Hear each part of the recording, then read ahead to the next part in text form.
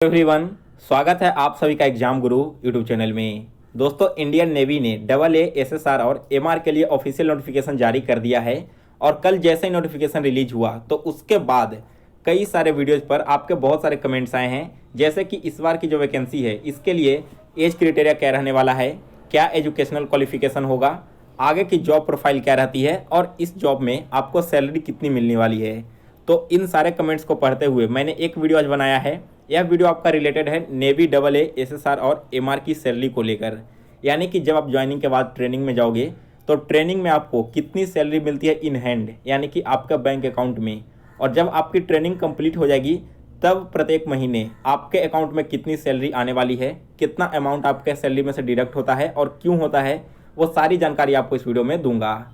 तो आप video last तक देखिए। और अगर आप इस सैलरी स्लिप का PDF डाउनलोड करना चाहते हो तो PDF फाइल आपको टेलीग्राम चैनल पर मिल जाएगा।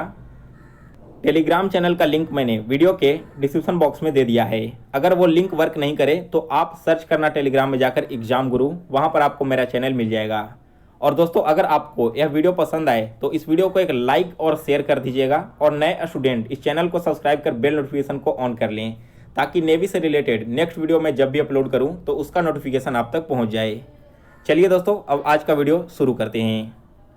तो देखो, यहाँ पर बात करें नेवी के सैलरी की, तो इसका जो जॉब प्रोफाइल है ना, वो आपका पे लेवल 3 का जॉब आता है। ठीक है, पे लेवल 3 का जॉब आता है। तो यहाँ पर जितने भी टेक्निकल वर्ड्स हैं वो मैं आपको नहीं समझाने वाला हूँ कि पे बैंड क्या होता है, ग्रेड पे वगैरह क्या होता है, क्योंकि यह आपको गूगल पर कहीं भी मिल जाएगा। आपको इसमें कन्फ्यूज होने की जरूरत नहीं है।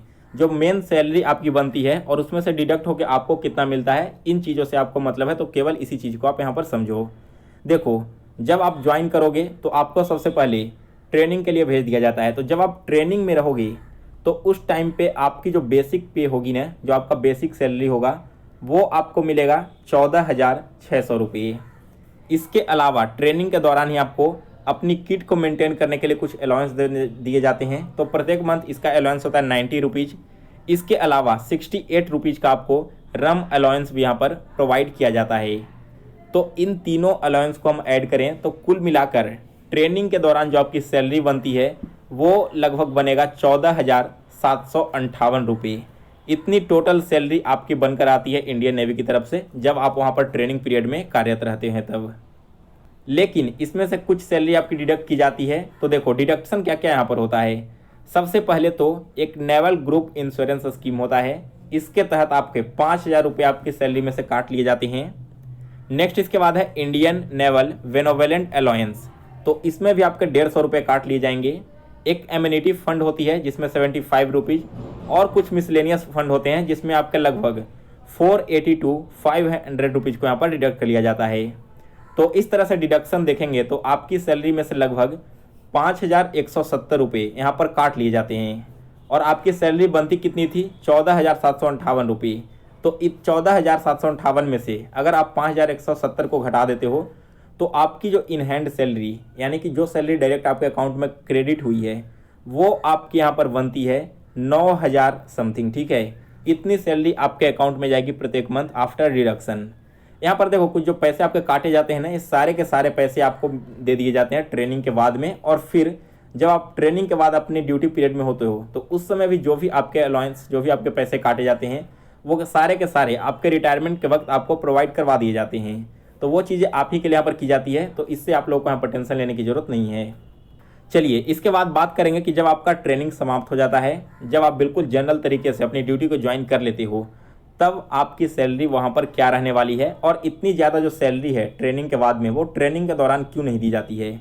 तो देखो, सैलरी जो आपकी ट्रेनिंग कंप्लीट होगी उसके बाद जो सबसे पहले बनेगा बेसिक पे, वो आपका होगा 21,700 रुपये का। ठीक है, यहाँ पर 21,700 रुपये बेसिक पे कहने का मतलब है कि मिनिमम जो आपकी सैलरी होगी ना, वो आपकी यहाँ पर इतने रुपीज़ की होगी।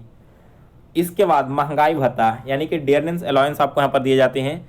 तो यह डिपेंड करेगा कि आप किस सिटी में हो, उस सिटी में परसेंटेज के अनुसार से DA दिया जाता है।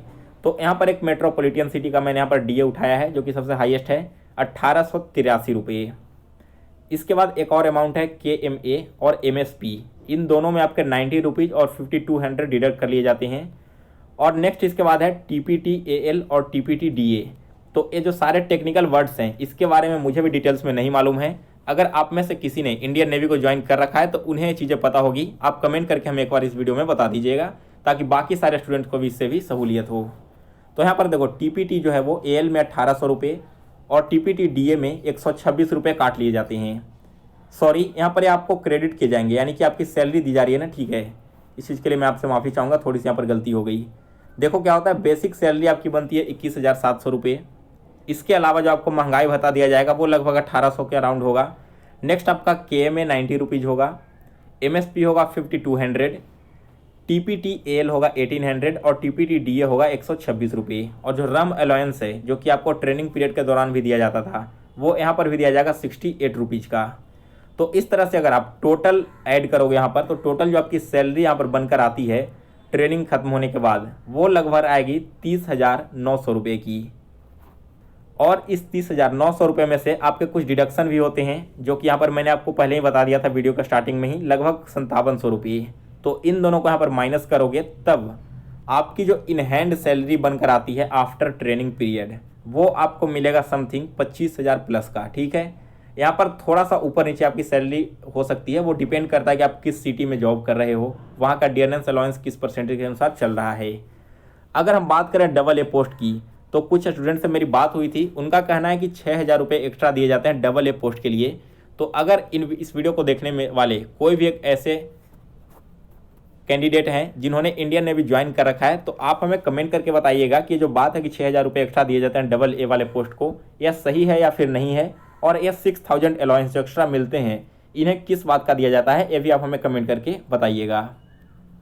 सो गाइस, आज का वीडियो में आपको सैलरी के बारे में बताना था जो कि मैंने इस वीडियो में क्लियर कर दिया है।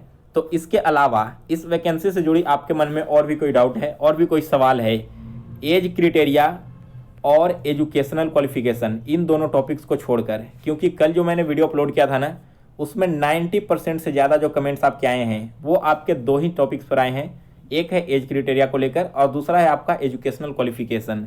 तो इन दोनों टॉपिक से रिलेटेड मैं एक वीडियो आज शाम तक अपलोड कर दूंगा जिसमें आपके ये दोनों डाउट्स तो क्लियर करूंगा ही।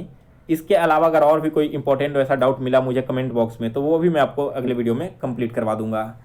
इन 3 टॉपिक्स के अलावा अगर आपके मन में कोई सवाल या कोई डाउट है तो आप हमें कमेंट करके बताइए। और जितने भी स्टूडेंट इस एग्जाम की तैयारी भी करना चाहते हैं तो वे भी इस वीडियो में कमेंट करके ज़रूर बताइएगा। आपकी क्लासेस जल्दी ही स्टार्ट कर दी जाएगी। अप्रैल के लास्ट यानी कि 25 अप्रैल के बाद से ही आपकी इंडियन नेवी की क्लासेस स्टार्ट होगी।